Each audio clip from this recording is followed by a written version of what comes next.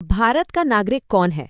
ये सवाल आज भी बहुत अहम है, लेकिन इसकी जड़ें हमारे संविधान के बनने के समय से जुड़ी हैं।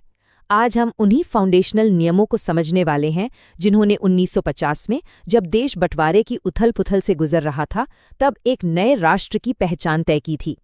तो चलिए इस पूरी कहानी को समझते हैं। अच्छा, नागरिकता आखिर होती क्या है?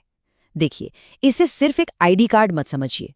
ये किसी भी इंसान और उसके देश के बीच एक बहुत गहरा कानूनी रिश्ता है।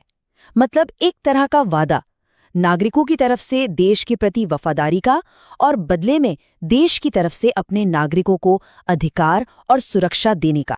जरा उस दौर में चलिए, 1950 का भारत। देश नया नया गणतंत्र बना है। बंटवारे के जख्म अभी भी ताज़ा हैं। लाखों लोग अपने घर, अपनी जमीनें छोड़कर यहाँ से वहाँ हो चुके हैं। ऐसे माहौल में सबसे बड़ा और मुश्किल सवाल ये था कि आखिर इस नए देश का नागरिक माना किसे जाएगा। ये हमारे संविधान बनाने वालों के लिए सिर्फ एक कानूनी सवाल नहीं था, बल्कि एक बहुत बड़ी मानवीय चुनौती। तो इस बड़ी सी पहेली को सुलझाने की शुरुआत कहाँ से हुई? सबसे पहले एक शुरुआती लाइन खींचनी थी। संविधान ने तय किया कि 26 जनवरी 1950 को, यानी जिस दिन भारत एक गणतंत्र बना, ठीक उस दिन कौन कौन भारत का नागरिक था। यहीं से सारी कहानी शुरू होती है। तो ये पहले नागरिक कौन थे, ये कैसे तय हुआ? देखिए, अनुच्छेद 5 ने इसे बड़ा ही सीधा साधा रखा। 3 शर्तें दी गईं और कहा गया कि इनमें से कोई एक भी पूरी हो जाए तो आप नागरिक हैं। पहली, या तो आपका जन्म भारत में हुआ हो। दूसरी, अगर आपका नहीं तो आपके माता पिता में से किसी एक का जन्म भारत में हुआ हो। या फिर तीसरी, आप संविधान लागू होने से ठीक पहले कम से कम 5 साल से भारत में ही रह रहे हों।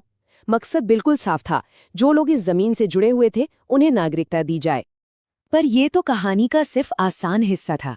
असली चुनौती तो उन लाखों लोगों की थी जिनकी जिंदगी बंटवारे ने एक ही रात में बदल दी थी, जो अपना घर, अपनी जमीन, सब कुछ छोड़कर एक नई सरहद के पार जाने को मजबूर हो गए थे।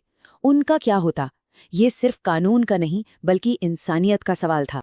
तो इस मानवीय संकट से निपटने के लिए संविधान में 2 बहुत जरूरी अनुच्छेद डाले गए। अनुच्छेद 6 ने उन लोगों के लिए दरवाजा खोला जो पाकिस्तान से भारत आए थे, उन्हें नागरिकता पाने का एक रास्ता दिया। वहीं अनुच्छेद 7 ने उन लोगों की नागरिकता पर बात की जो भारत से पाकिस्तान चले गए थे। ये दिखाता है कि हमारे संविधान बनाने वाले उस वक्त की जमीनी हकीकत को कितनी गहराई से समझ रहे थे। ठीक है, तो जो लोग भारत में थे उनकी बात हो गई, जो विभाजन से इधर उधर हुए उनकी भी बात हो गई। पर उन लाखों भारतीयों का क्या, जो उस वक्त भारत में थे ही नहीं, जो दुनिया के अलग अलग कोनों में रह रहे थे? क्या नया भारत उन्हें भूल गया था? जी नहीं, बिल्कुल नहीं।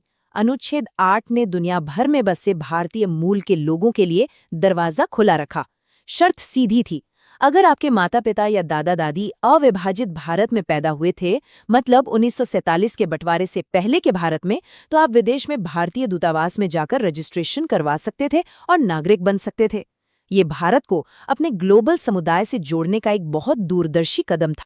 तो ठीक है, 1950 में कौन नागरिक था ये तो तय हो गया, पर कहानी यहीं खत्म नहीं होती है ना।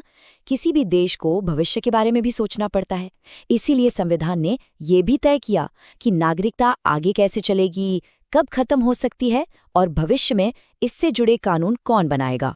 यहाँ पर एक नियम बिल्कुल साफ है, एकदम क्रिस्टल क्लियर। अनुच्छेद 9 कहता है कि आप एक साथ 2 नावों पर सवार नहीं हो सकते। मतलब अगर कोई भारतीय नागरिक अपनी मर्जी से किसी दूसरे देश की नागरिकता ले लेता है, तो उसकी भारतीय नागरिकता उसी पल खत्म हो जाएगी। भारत दोहरी नागरिकता यानी ड्यूअल सिटीजनशिप को नहीं मानता। ये एक सीधा चुनाव है। हमारे संविधान बनाने वाले बहुत दूर की सोचते थे। वो जानते थे कि वक्त के साथ हालात बदलेंगे और नागरिकता को लेकर नए नए सवाल भी उठेंगे। इसीलिए उन्होंने अनुच्छेद 11 के जरिए एक बहुत बड़ी शक्ति आने वाली संसद के हाथों में दे दी कि वो नागरिकता से जुड़े किसी भी मामले पर कानून बना सकती है और उसे बदल भी सकती है। और संसद ने इस पावर का इस्तेमाल भी किया। साल 1955 में नागरिकता अधिनियम यानी द सिटीजनशिप एक्ट बनाया गया, जो आज भी इस मामले में भारत का सबसे बड़ा कानून है। ये एक्ट नागरिकता पाने के 5 तरीके बताता है: जन्म से, वंश से, रजिस्ट्रेशन से, नेचुरलाइजेशन से, और अगर कोई नया इलाका भारत में शामिल हो जाए तो उसके अधिग्रहण से। इस तरह संविधान में दी गई एक शक्ति एक ठोस कानून में बदल गई। अभी तक हमने सारे नियमों और कानूनों की बात की, लेकिन इन सब के आखिर में एक भारतीय नागरिक होने का असल मतलब क्या है? ये इतना जरूरी क्यों है? देखिए, नागरिक होने का मतलब है कुछ ऐसे खास मौलिक अधिकार मिलना जो सिर्फ और सिर्फ नागरिकों के लिए हैं, जैसे कि भेदभाव के खिलाफ सुरक्षा का अधिकार, सरकारी नौकरियों में बराबरी का मौका, बोलने की आज़ादी और लोकतंत्र की सबसे बड़ी ताकत, वोट देने का अधिकार। यही सब अधिकार मिलकर नागरिकता को सिर्फ एक शब्द नहीं बल्कि एक बहुत शक्तिशाली पहचान बनाते हैं। लेकिन बात सिर्फ अधिकारों पर खत्म नहीं होती। नागरिकता सिर्फ हक की बात नहीं है, ये कर्तव्यों और जिम्मेदारियों का भी प्रतीक है। ये एक दो तरफा रिश्ता है जो हमें हमारे देश से जोड़ता है। तो आखिर में सवाल यही है कि एक नागरिक के तौर पर हम इस रिश्ते में अपनी भूमिका को कैसे निभाते हैं। इस पर सोचना बहुत जरूरी है।